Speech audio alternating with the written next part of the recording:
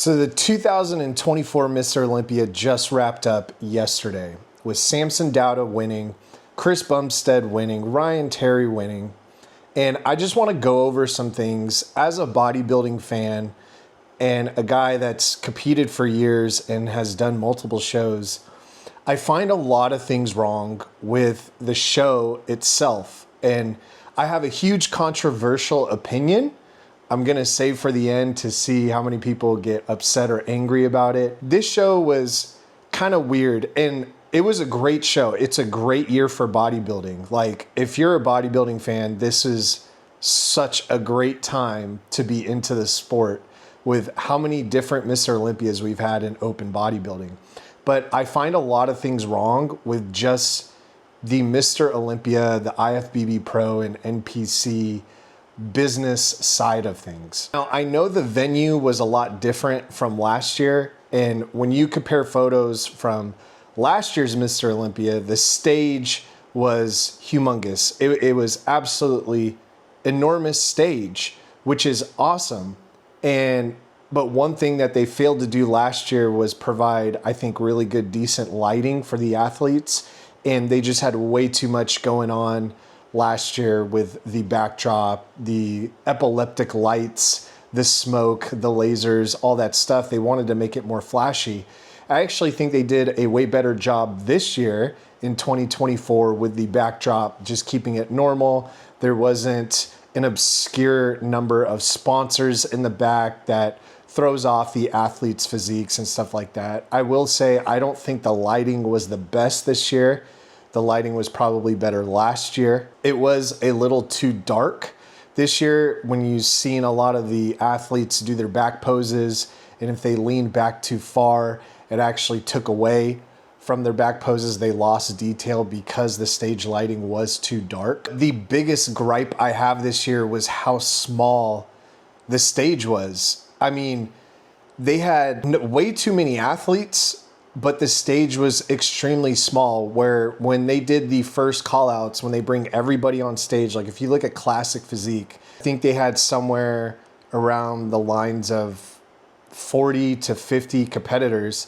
And when they brought the first group out with like Chris, Dino, Breon, Wesley, they did like a top 8 call out, and the guys on the sides were blending in. Like, you couldn't even see what was going on. Like, they had Wesley all the way to the side, and then there was just athletes behind them, which made everything just look terrible, to be honest. And so if you're like standing off to the side, I don't think you were getting judged properly because there is no room for the other competitors to stand. I think they could have did a better job of just calling people out, like keep the athletes backstage and then call them by their numbers, and then do it that way if you have a smaller stage. But they didn't have that problem last year.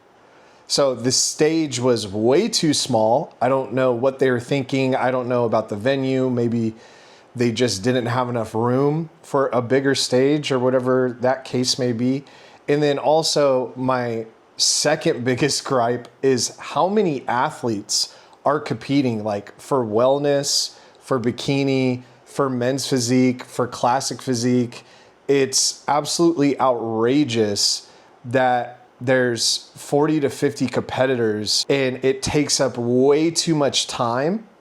And I don't think it fatigues the judges when they're looking at that many pro physiques, because you're having to look at finer details. It's not like a local NPC show where, you know, there's like 1 or 2 guys that just blow everybody out of the water. Like, these are the best of the best people. I think there needs to be a way better qualifying system to go to the Olympia for the IFBB pros. They should maybe do 2 Olympia quals per division once a month. So, you know, like 24 athletes per year. And that would make, not only would that make the competition a lot more efficient and a lot more time efficient as well for the Olympia, but it also brings more notability to the pro shows, those local pro shows where they do go to qualify. Those competitions will be a lot harder, but it makes the overall Olympia more sophisticated, more prestigious, more harder to get into. And it allows those athletes to showcase, you know, better physiques, in my opinion, because they outbeat a lot of harder competition at those Olympia qualification shows. And it shortens the time duration. And that's another gripe I have. Like, I know it's in Las Vegas, but I didn't even watch the finals. I was in bed before finals even started because I go to sleep early. And it's like, you guys are losing money because you have so many athletes that are doing individual routines, because you have, you know, like your bodybuilders and classic guys that have to do 1 minute posing routines. That eats up so much time and causes a long duration of the show. You have all these timing issues where you want this to be a really cool night show, but you're forcing bodybuilding on prejudging to go up on stage extremely late at night. And these guys aren't able to showcase really great physiques because they're so fatigued. Like, if you're going up on stage at 10, 11 at night, that's exhausting. That's horrible, especially if you're from the East Coast. Like, I don't think that's fair for all of these pros. And so timing has always been this huge obstacle that the Olympia production just can't seem to figure out, where it's like, start your shows earlier. That way you could get more money from pay-per-view from fans like me, where we could watch it before we go to sleep.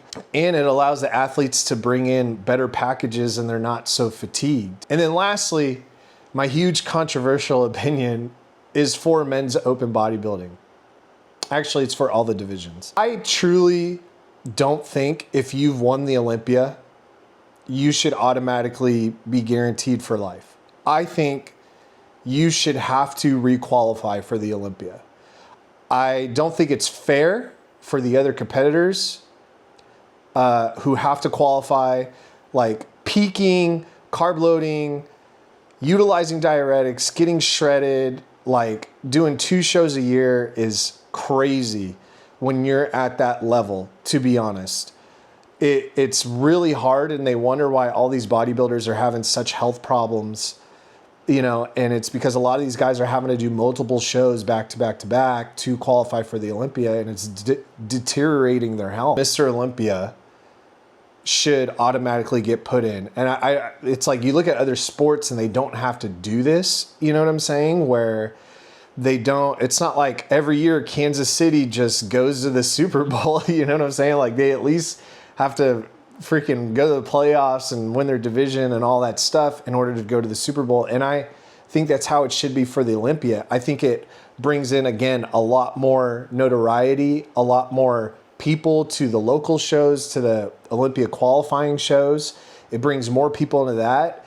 It could throw off every year. Like, every year you could have a different lineup if somebody doesn't qualify or somebody comes in off and they miss that Olympia qualification.